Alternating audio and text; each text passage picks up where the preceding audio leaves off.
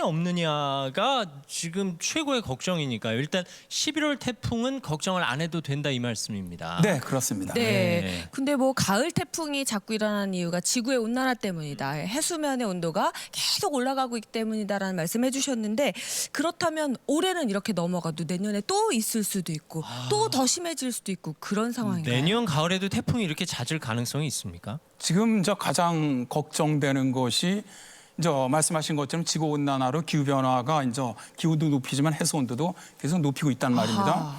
그러다 보니까 숫자보다도 더 강한, 그러니까 저희들이 가장 걱정하는 것이 슈퍼 태풍이 오겠느냐는 태풍. 건데 지금까지 우리나라 슈퍼 태풍이 온 적은 없습니다. 근데 슈퍼 태풍이 정말 올 가능성이 매우 높아진다고 보고요. 또 태풍이 올라오는 시기도 점점 늦어지면서 이제는 10월 태풍뿐만 아니라 11월 태풍 11월까지도 태풍이 올라올 가능성도 높아진다고 봅니다. 네. 뭐 날씨가 이렇게 달라지고 있습니다. 하지만 가장 큰 문제는 아직도 태풍 피해 현장엔 이재민들이 일상으로 돌아가지 못하고 있다는 사실입니다. 이성미 이장님, 이 이재민들에게 가장 필요하고 가장 절실한 건 뭘까요? 어떤 부분이 제일 답답하세요?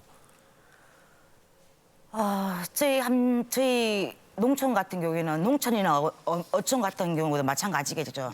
저희 같은 경우에는 뭐 지구 온난화라고 금방 그 기사님께 말씀하시는데 저 같은 경우에는 지구 온난화고 뭐고 그런 말 뜻도 잘 모르겠고요. 네.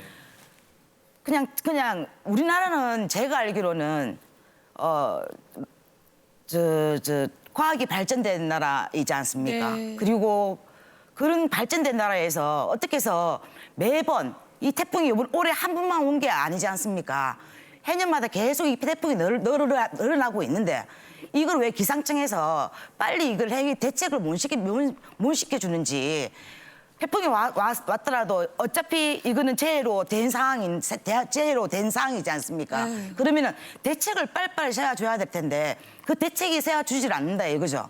그러면 어민이나 어촌이나 농촌 같은 경우에는 어떻게 이거를 대책을 하라는지 도대체가 생각 자체도 못 하겠습니다. 네, 이 비단 기상청만의 책임이 아니라 그렇죠. 관계기관에서 적절한 예방 대책을 마련해 줬으면 좋겠다 이런 뜻인 거거든요. 사실 비태풍, 바람태풍 예보는 정확하게 하시죠. 하지만 우리가 그 비 앞에서는 속수무책이니까요. 막아드리기는 또 어려울 수도 있고. 제 생각에 예보가 제대로 된 게 아니고 네. 지금 우리 경상남도에는 비가 마구 쏟아지고 있는 상황이었습니다. 그런데 일기예보를 보면은 제주도에서부터 태풍이 시작됐대요.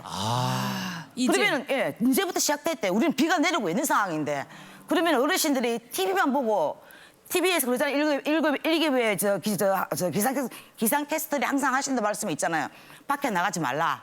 뭐 전봇대표에 서지 마라. 그건 기본적인 상식을 알잖아요. 그래서 일기예보만 보고 밖에 나가십니다.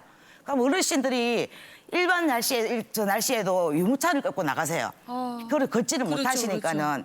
근데 일기예보만 보고 나가시다가 갑자기 비가 억수같이 내리는 거예요. 그러면은 한 분당 한 명씩 보호자가 있지 않지 않습니까?